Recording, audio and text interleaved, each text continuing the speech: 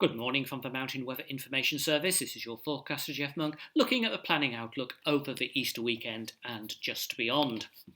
As Easter's coming up and we really want to concentrate on that period, we've delayed issuing the forecast until Wednesday morning in the hope of a little bit extra clarity because, to be honest, the exact sequence or the timing of a sequence over the weekend, to be more precise, is really quite uncertain, and probably even this morning we're struggling with it a little bit. So I'm only just going to paint a broad brush of what's going to happen. So broadly over Easter, often cloudy, rain from time to time, though generally speaking not large quantities.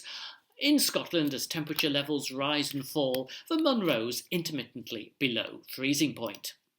So on Friday, as on other days during the weekend, there will be a series of fronts crossing the country in generally west or northwesterly winds. Indeed, if anything, over the days, it's going to fluctuate over about 24 to 48 hours between west and northwesterly periods, and that will have an impact on the temperature levels, the northwesterlies being a little bit colder.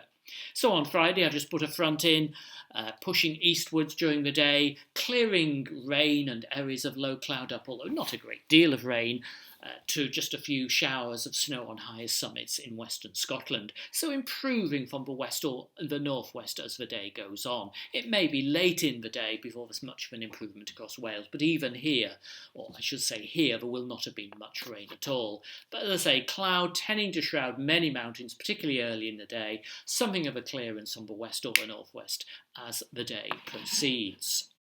On Saturday, northwesterly winds everywhere, one of the colder days, quite a lot of clear air, excellent views from many summits, cloud base fairly high, probably the cloud clipping the higher summits fairly regularly across the Northwest Highlands in particular, but elsewhere the summits predominantly cloud-free. Few snow and sleet and hail showers, mainly Northwest Highlands, but a few of those penetrating southeastwards down the spine of the country during the afternoon. Little or no precipitation at all over Wales, which will have the lightest wind, fairly blustery elsewhere, but not up to gale force on the summits.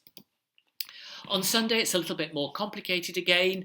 If I paint in some fronts across the country, there'll be probably something like that, but certainly the timing of the fronts is uncertain, really the shape of the fronts is uncertain. This particular model, just use the American model for this particular day, suggests a lull in the wind across northern Scotland. That may or may not be true. Generally speaking, Easter Sunday is likely to prove the most uninspiring day, if you like, for over the Easter periods. Wind speeds on the summits close to or perhaps reaching gale force, a lot of low cloud and rain from time to time. But as I say, some uncertainty as to the precise sequence. On Monday, westerly winds will have returned, pushing rising freezing levels to above the summits eastwards across the country. A weakish front probably giving some rain from time to time, predominantly over western Scotland. Very little, I think, over England and particularly Wales, where the cloud will probably be above the summits and the air still clear for most or the whole of the day, and winds light here. As I say, by Monday, though, the timing of that front is really quite uncertain, so if it's a good deal slower, it may well be that much of Scotland, particularly in the morning, is fine with some sunshine before high-level cloud thickens from the west again. It could even be a little bit quicker. So uncertainty on Monday, but we're not envisaging any periods of gale force winds or substantial rainfall. And just a quick look toward the middle of next week. This is around Wednesday when west or northwesterly winds may turn toward the north as the day goes on and bring a brief burst of very cold air, freezing levels perhaps temporarily down to 600 or 700 metres across Scotland. But that's a long way ahead and at this stage is uncertain. Just a look at Sunday again, with some rain coming in from the west, just to remind you. And on this particular model, which I think is the French model, the hatching which shows over Scotland is to show that the first part of a rainfall over the hills will indeed be of snow. So some precipitation will be of snow over the weekend, mainly as it warms up on Sunday. And finally, just one or two freezing level charts. The darker blues, which are across the western and north of Scotland on this, is generally where freezing levels down to about 900 metres.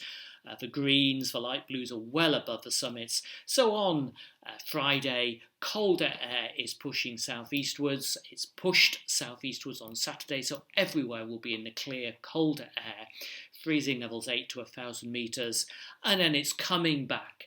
The warm air is coming back on Sunday, gradually replacing the warm air. But as I say, and keep saying, the timing of these changes, particularly from Sunday onwards, is uncertain.